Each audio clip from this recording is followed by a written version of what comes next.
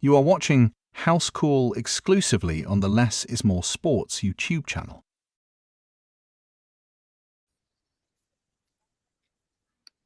Welcome back, Beans Army, to another episode of the Less is More Sports podcast, the college offseason podcast where we're for the fans, by the fans. And let me tell you, you all are in for a treat today because Matt has absolutely been on one since his last time on the show.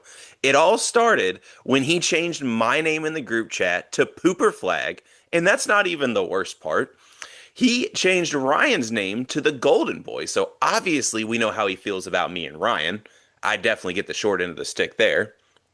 Well, then he comes at me and tells me that the Carter 6 is trash, which, I mean, it did hurt my feelings, but it didn't at the same time because apparently everybody thinks it's trash. I personally think they just didn't listen, but that's beside the point. And now it all kicks off because I did a video the other day on the YouTube and the TikTok channels where I talked about Brian Kelly potentially throwing shade at Arch Manning. And Matt just comes into the group chat, choosing violence, and tells me that I am Delulu for thinking that Arch Manning is going to win the Heisman. So I think you all are in for a treat today because Matt has woke up and chose violence. He is in full dark matter mode. So I think it's going to be a great show. It'll be a great show, but I've never used the word Delulu in my life. That is not true. You have totally used Delulu. No, well, maybe ironically, but never in actual conversation. I have text messages that say otherwise, sir. Sure you do. And to be honest, I didn't even know Lil Wayne gave us a new album. I thought we were just clowning on him for not doing the Super Bowl. No, the Carter 6 came out last Friday. Well, not this past Friday, Friday before that. Well, you see, when I hear the Carters now, I think of Beyonce. That hurts my, okay, now that actually hurts my feelings. Yeah, because I'm like, oh, is this like the sequel to Cowboy Carter? And it's like, no, it's Lil Wayne. He's back. Oh my Lord, Matthew. What am I going to do with you? Well, let's I'm just going to say have to sit you down and do a hip hop history lesson and take you through all of the Carters, starting 1 to 6. I'll stick with my favorite albums, okay? Well, Wu-Tang is Carter 3 might be your favorite album by the time it's all said and done. It's my favorite Mm, album. I don't think it's going to overtake Paul's Boutique or Low End Theory, but You'd be surprised. It is, in my opinion, the best hip hop album ever. But that, of course, that is just my opinion. You also got to remember, take it with a grain of salt. I am a Wheezy fanatic here. I am a Lil Wheezy animal at my core when it comes to hip hop. second only to Flo Rida in your mind and heart. Oh no, no, I'm not entertaining that. Yeah, The guy whose rap name just spells Florida. well, he is a big Heat fan, you know. That's true. We got that in common, but that's about it. What's Scoop so low, Les?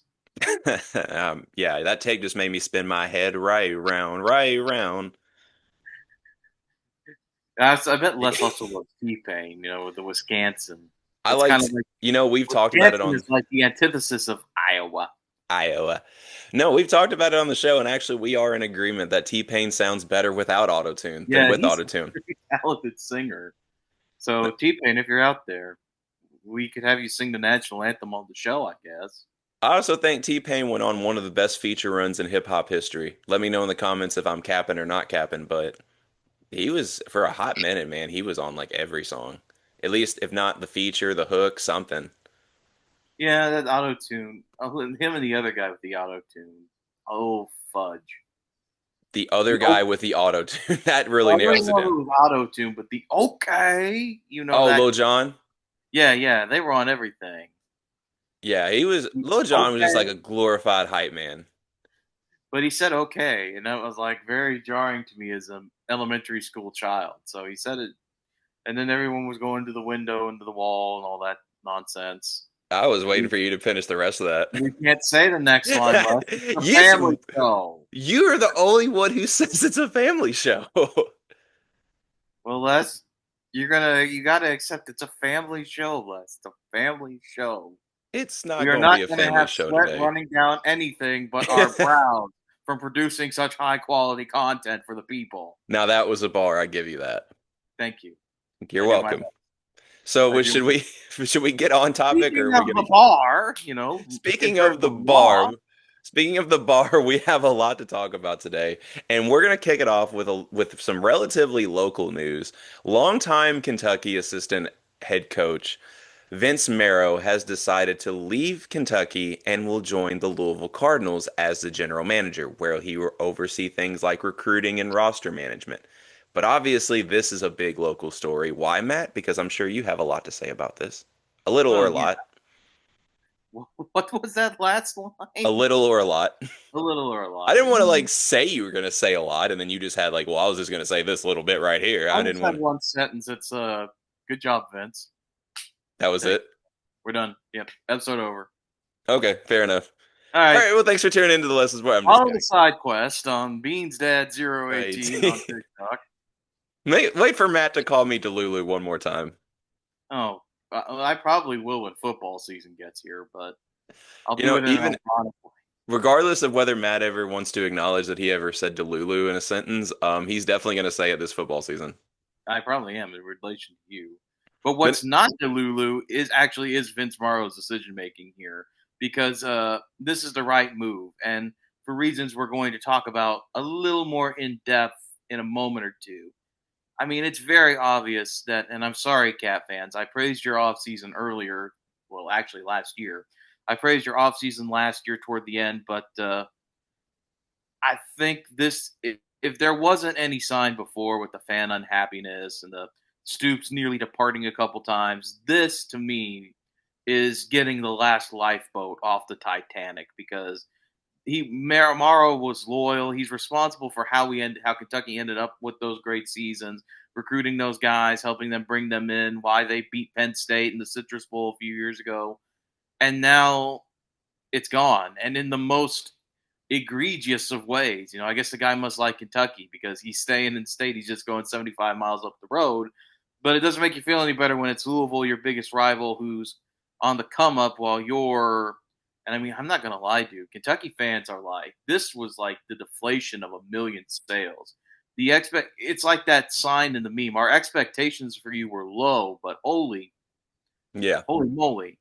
And now it's like Kentucky went from, we could go 6-6 to we're going 3-7. We're going 4-8. And I think that just goes to show you not only what he meant to the UK program, but also the kind of guy Louisville is getting. Because, if a guy could do that to a program, go from like bowl eligibility to Stoops, you're fired in like one guy who's not even like the coordinator like Liam Cohn was or anything like that. It just goes to show the kind of guy he is as a recruiter. Favorable schedule next year. Who's had a really good recruiting class, good transfer portal class. Bringing in a guy like that only elevates your star when the playoffs are expanding. When you're in a league that's not as strong as other leagues, and when you're already a program on the come up with a coach who's proven over and over again he can win. And so I think this is definitely a coup for Louisville. This is a huge W in the win column for the U of L Cardinals. And, we're going to talk about this. Like I said, what we're going to talk about a little bit more in depth is what caused this move in Kentucky. A lot of people think it was a long time coming. I think they're right. But, what really settled it was this NIL house stuff going on and how the SEC possibly had a big deal in line to give football money. Kentucky said, we're not going to do that as a university and kind of kiboshed the whole thing. And now it's like, oh boy, not only are you going to be a pariah at the campus, you're a pariah to the other coaches in your conference. You might as well go to the league that's a little bit easier, a little more fun, and a program that seems to be rising every year after what happened with the Bobby Petrino stint and all that fun stuff. So, yeah, it's obviously a great move for Vince Morrow. It's a terrible move for Kentucky. I think this pretty much puts the doomsday clock on the Stoops era at UK, which is weird because 3 years ago it felt like this was the dawning of like Kentucky football. Now it feels like we're heading back down to square one. So obviously this was a great move for Louisville. Obviously it was the right move for Vince and Kentucky. I hope your coaching search next year goes very well. yeah, pretty much. I think you're spot on everything you said because, I mean, if you've been following Kentucky football and especially the message boards, I know we like to take the message boards with a grain of salt, but sometimes there is a little bit of truth to it. There's a little bit of unrest with the Mark Stoops era at Kentucky right now. I mean, I think Kentucky fans are starting to get a little tired of being stagnant right now. And here's the biggest impact as far as Vince Marrow leaving Kentucky for me. The SEC is one of the most competitive conferences. Well, obviously, okay. No shit, Sherlock. I get that. But no, I mean, where I was going is more in the recruiting cycle because that's one of the Yeah. most competitive conferences in the recruiting cycle. I mean, you got Bama, you have Georgia, you have Texas, you have Florida. They're making a come up right now. I mean, this is going to be Billy Napier's make it or break it year, especially with DJ Lagway being the full-time starting quarterback, a guy that he brought in.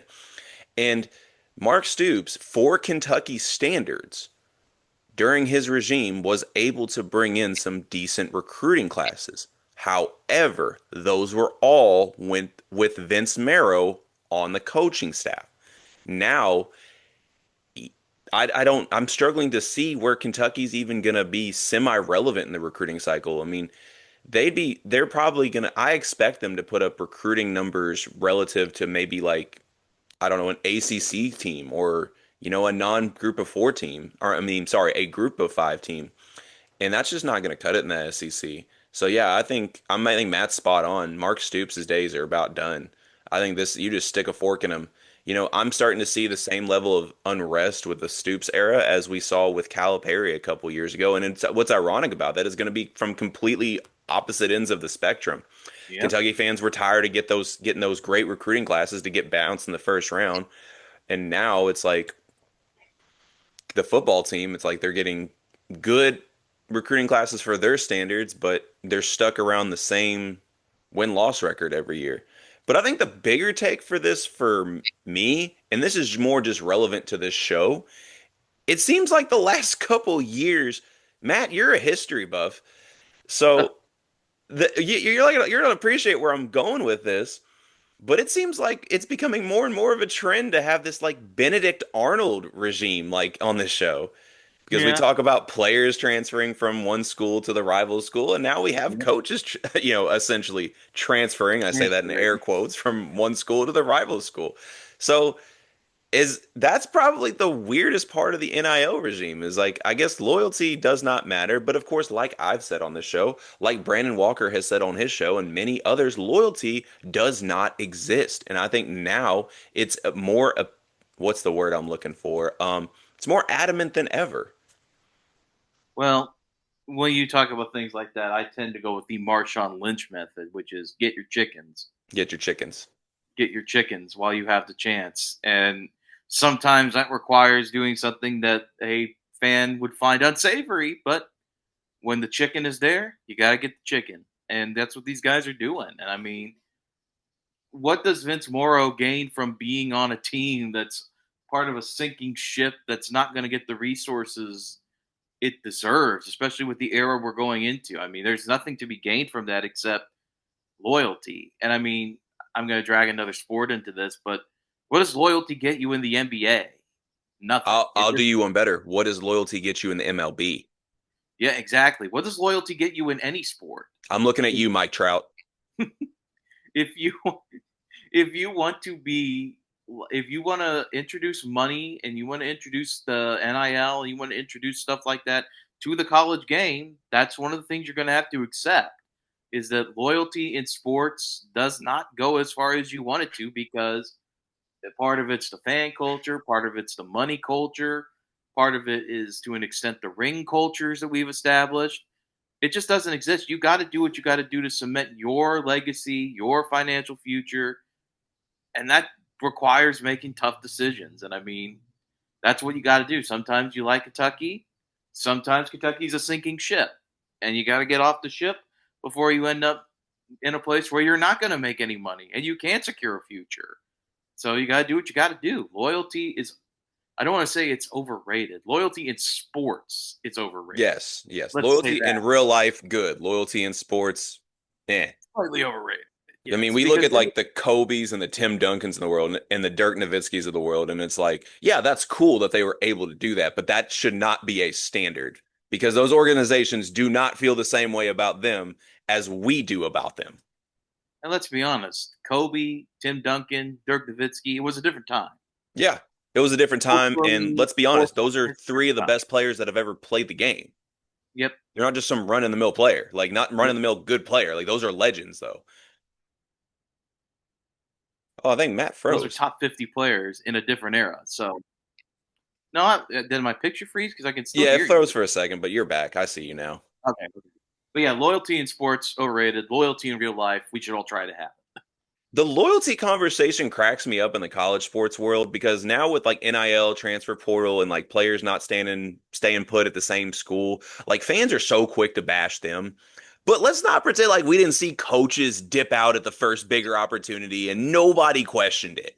Everybody's like, "Well, you can't blame him, bro. He's getting a bag." It's like, what? So you gonna blame a kid for it? I mean, you're talking about a Yeah, grown man that's like, you can't blame a grown man for taking it. How you gonna blame an 18-year-old kid? I don't know about y'all, but when I was 18, I was broke. So like, if somebody threw me millions of dollars, like, hey, I'm going. We out here. exactly. So yeah, And I the think loyal, yeah, that conversation's so goofy. that conversation is pretty much dead at this point for reasons we've talked about, reasons we will talk about, and reasons that are coming in the far distant future. Because we had the myth, let's call it what it was, the myth of the idealism of amateurism in college sports with these athletes, and now let me tell you, Les, the amateurism thing is 1,000. It's graveyard dead. It's in the coffin. The coffin is lined with steel and lead.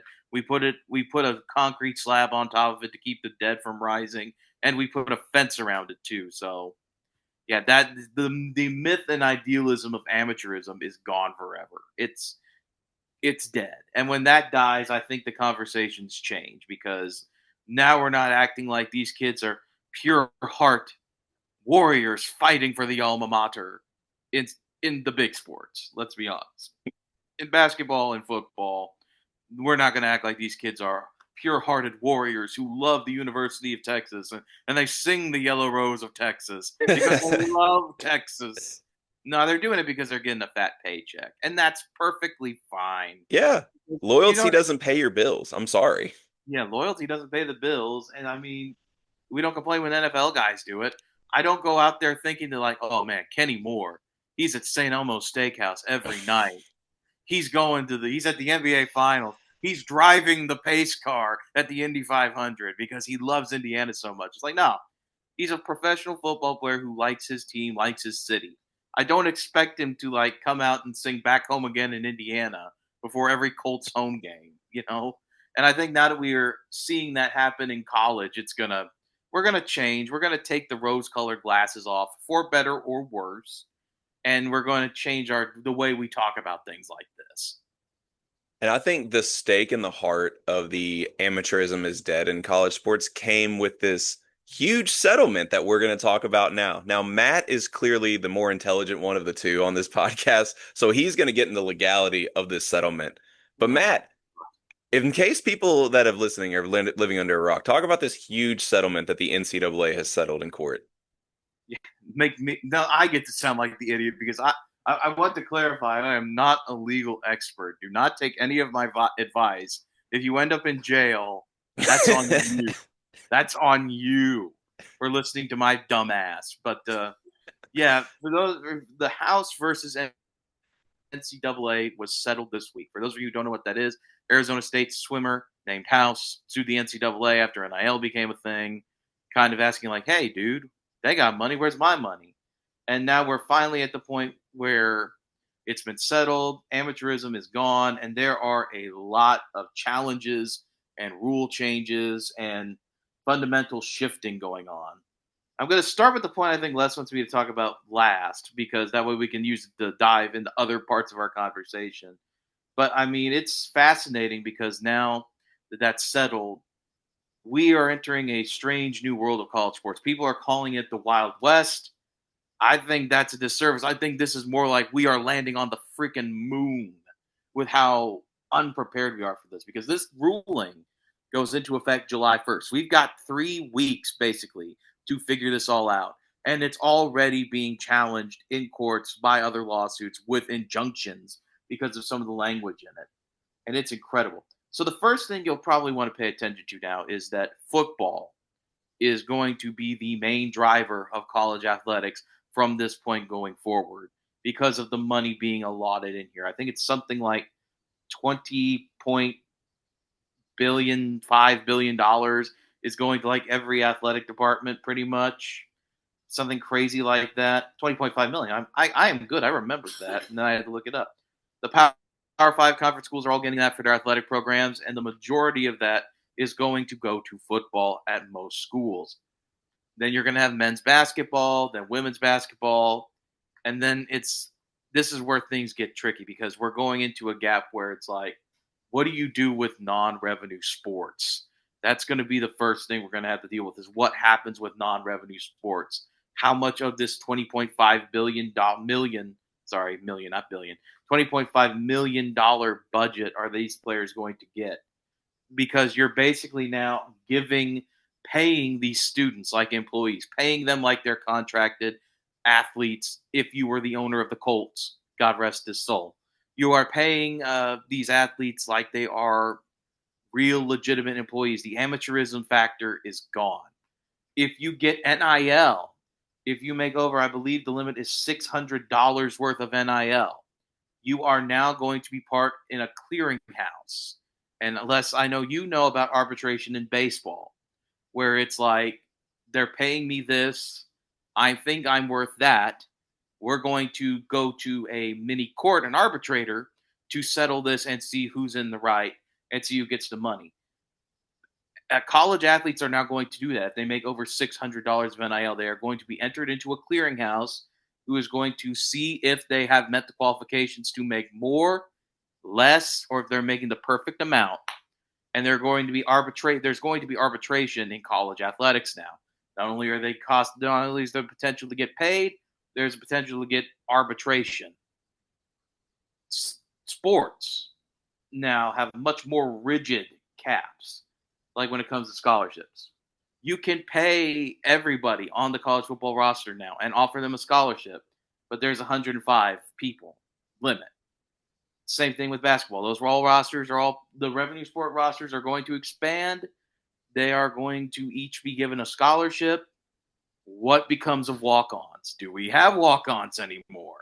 I don't think we do, and that's going to be one of those things that fans are really going to have to. That's going to be one of those things that's hard for everyone to get around because, we love the walk-on story. Even if Rudy was a lie, we love it. We love the lie. We love the Brian Burlsworths of the world. Yes, and now it's over. I mean, we've gone up from 85 people on a college football roster to 105, but you can give a full scholarship to everyone. So what do you do with that? What do you do with that? What do the non-revenue sports do with that? This is going to be the most interesting thing is how many of these non-revenue sports are greatly affected. How does this affect Title IX? That's already have had an injunction against it. These payments and such are not happening right now because we've already had an injunction about Title IX. We've already had injunctions from other people about, hey, what about my sport? I don't do football. I don't do basketball. I do rowing. Why am I worth so much less than these other people? I mean, it's going to be a mess. Like I said, people are calling this the Wild West. Like I said, this I think is more of trying to land on the moon and doing this in 3 weeks, where you go from players are not employees, players are employees. NIL is unregulated. NIL, if you make over 600, you're in arbitration now. I can have 85 guys on my roster with walk-ons. You have 105 period, and they're all getting scholarships. It's going to be such a cultural shift. And in some ways, it's good. In some ways, it's good. We are always happy that these players are now properly being compensated. We're not acting like the pure hearts, pure minds thing that we had before. This is the now. This is the new and the now. This is going to be absolutely crazy. And, U.S. politics are getting involved in this. Everyone from Nick Saban to Donald Trump have their takes on what NIL is going to do. And now we're entering the final nail in the coffin, like you said, has been placed. And now we're just waiting to see what the outcome of that looks like. But the most interesting part of this settlement to me is not the fact that current players are making this money, that current players are now having to deal with a hard roster cap, that non-revenue sports people are questioning what to do, that Title IX is being called into question. It's the fact that players who played before the NIL era now have access to damages and other funding from that because that's part of the ruling here. Is it like, we owe you some back payments for using your name, image, likeness, and labor for free.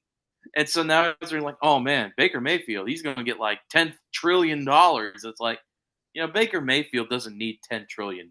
He's an NFL quarterback who's had a rough patch, but has now fallen into his own. But there are a lot of athletes who could benefit from this in some ways. Guys who ended up being bust but were good in college, guys like that. So it's going to be interesting to see what happens now with all these back payments and stuff like that due to these players who played in college before the NIL era, and now they're going to get their back damages, and there's going to be revenue sharing and all that stuff. I'm excited. I'm curious to see how that's going to go. I want to see some paychecks with that. So, Les, now it's time to hear your thoughts on who's going to get that sweet back payment money. When I think of who's going to get that back payment money, my number one thought goes to this is like, how much of those damages are they really going to want to compensate these players for? Because when we look at pre-NIL in college sports, I remember the Johnny Manziels of the world who was bringing in so much revenue that Texas A&M was able to build an extension on their stadium because of it. So like, how much is he going to get from that? Like, probably, and the thing is, I highly doubt it's going to be enough. Now, and I look at the Zion Williamsons of the world, who blew through a shoe against North Carolina and cost Nike their biggest 24-hour stock revenue drop in company history. How much of that is he gonna get?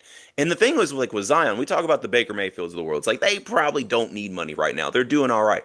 But Zion is a different story. Even though he's made a lot of money through his NBA career, now he's got his own court case coming up, and there's a potential that his NBA career might be over. So he might be wanting to go straight to the bank with this if he is going to get the what's the word I'm looking for, or I guess the exact damages from the lack of his payment during his college career. And that's like the intriguing part to me is like some of these guys would have made so much money, and I don't see a world where the NCAA is not going to want to give that to them without a fight. Just all depending on how much it is.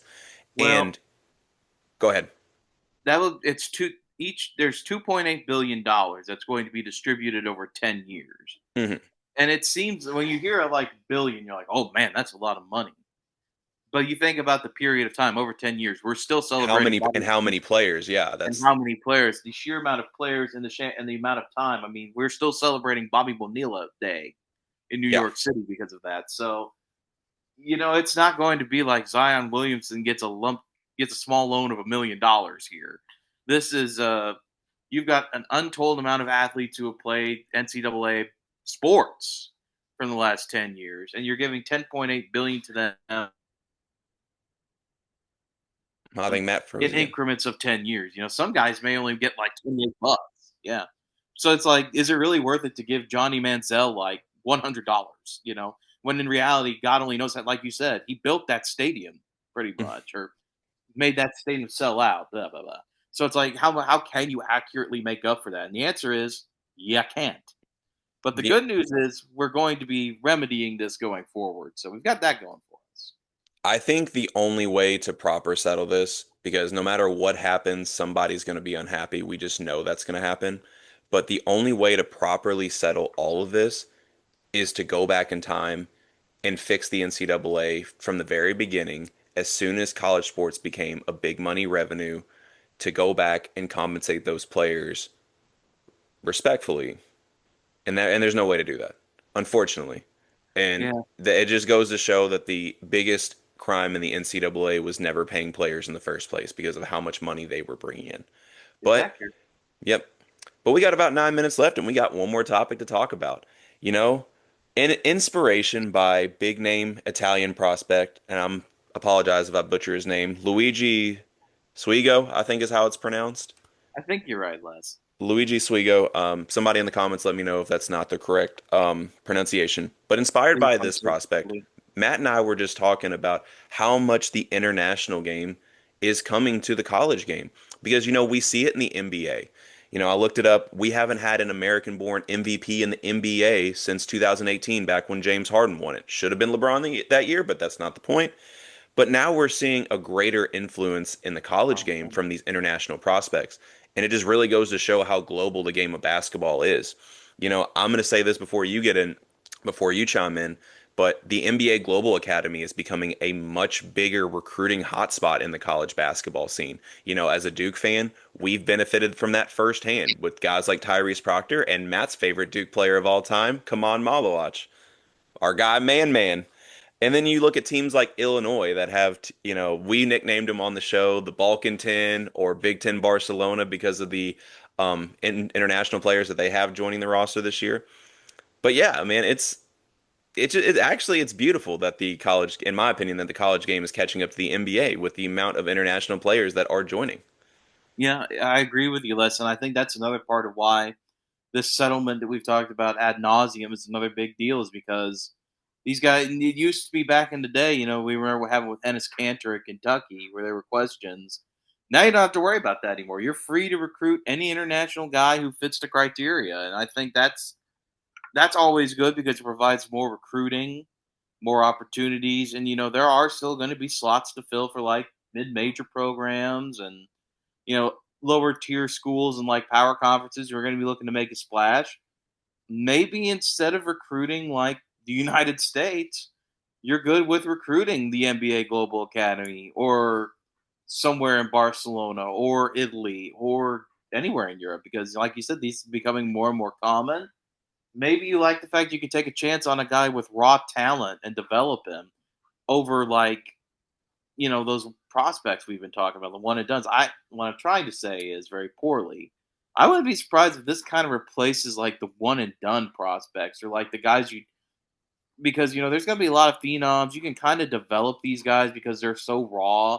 We're going to see a lot of test cases for that this season, especially. It's going to be interesting to see what happens with these guys. If they're more of like the one and done, or if they're more of a hey, let's make these guys into a prospect type thing. See, Develop I them don't over. I don't think it's going to be much different personally because, for every recruit that comes in that's going to need a couple years to develop, there's going to be those guys like a Kaman Malawach or next year for Duke, Demay Sarr. I see just as many of those. So I don't think it'll change that landscape as much, but that's just my personal opinion. I've been wrong before. I would just like to see it change that. I don't know if it will or not. That's just what I'd like to see. Right, right. But I think it'll be interesting to see what happens with these guys. Even Louisville's got two NBA Global Ish Academy guys coming in to fill in like their big man slots next year.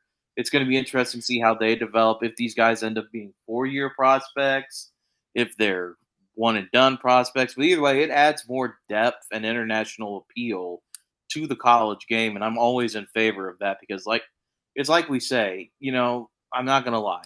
The small programs now are more disadvantaged than ever when it comes to like funding programs, funding this, funding that, getting players to come in because they're going to lose them to the portal, yada yada. So the more bodies, now that sounds weird, the more players we have active in the pool, in this case is always a good thing because there's going to be constant ebb and flow. And for better or worse, that's probably I hope for the better. That's how some of these smaller schools are going to compete because maybe a player from the area is not panning out. So you go out and you sign a sharpshooter from Serbia. And the next thing you know, that guy is like, oh man, I'm being pushed out of my roster spot. He goes to a Murray State or an Evansville and ends up working on his game, and you've at least got a year out of him. So the way I see it, the more people in the pool in this case is probably for the better because it makes things more competitive. And if it makes things more competitive, with all hope, it'll keep things balanced out and focused and keep the fluidity between levels pretty stable. I would hope. I just hope. Like I said, that's my dream for this is that it just keeps everything fluid because players have to go somewhere, coaches have to build rosters. Now they're under pressure to build rosters quicker. They've got general managers now. So, I'm hoping that results in like movement to and from levels, especially in basketball. I would think, yeah, that the more players to choose from a player pool, the odds are better that you're going to land some kind of diamond in the rough player. I would Yeah. think. Or have some guy who wants to go back down to like maybe the Missouri Valley level, work on his game. And like I said, at Yeah. least you get a year. Or And like that's you that's have where like I've a always stood on. player. That's where I've always stood on the portal era. I mean, Yeah. as much We've as we always say been that, on that team. yeah, like as much as we say like, this is benefiting the big schools. I mean, with so many player movements, more players to pick from. I mean, those players got to go somewhere. And, as many And the that more are, you had to yeah, as many are going to go to the big schools. I mean, there's going to be plenty that is like, all right, we need to move back down to the little schools. because the big school signed some guy from Zagreb, and now I need to go work on my game to be better. Exactly. So it all balances out. It'll all balance out, I think. Personally, I might be naive, maybe not. That's my dream. As Elvis said, if I can dream, If I can dream, that's right. I don't know about you, but this episode went by really fast. We got about 3 minutes left. Not even 3 minutes It left did. before the end of the show. It seemed like we just started the show talking How about did we pull T-Pain and that Lil Wayne. off? I mean, I don't know. We just kept talking, and next thing I know, it's 3 minutes left.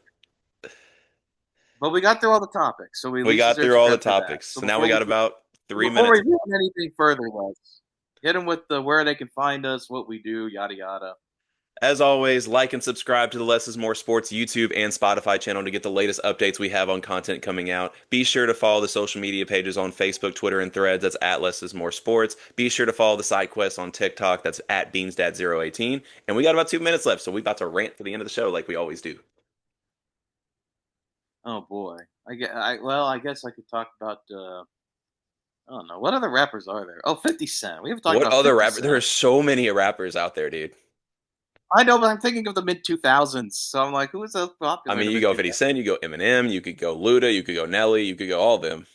I forgot about Nelly. Well, I don't. Nelly's from St. Louis, though. I don't know if I can trust. I'm from the loot and I'm proud. I don't know if I out. trust anybody who wears a Cardinals jersey like that. I mean, so I guess that maybe that is why Matt doesn't like me. Maybe that's why Matt doesn't like me. It all stems back from my wrong St. baseball Louis. team, Les. Come on now, you're the Lulu. There it is. There it is. Let's go. He's the Lulu. I got it on camera. Matt can no longer deny it. Let's go. He's the Lulu about Yadier Molina's place in the greatest catchers of all time. Oh heck no! I will stand 10 toes for my guy Yachty on that one. Oh my god! I'm not out here saying he's better than Johnny Bench. Relax. Okay, we're friends again. We're friends again now. Okay. I did it. If you come at me with that take, you're gonna get a whole big red machine. I see what you did there. I respect it. No, but I will say Yachty was better than Buster Posey. I will say that one.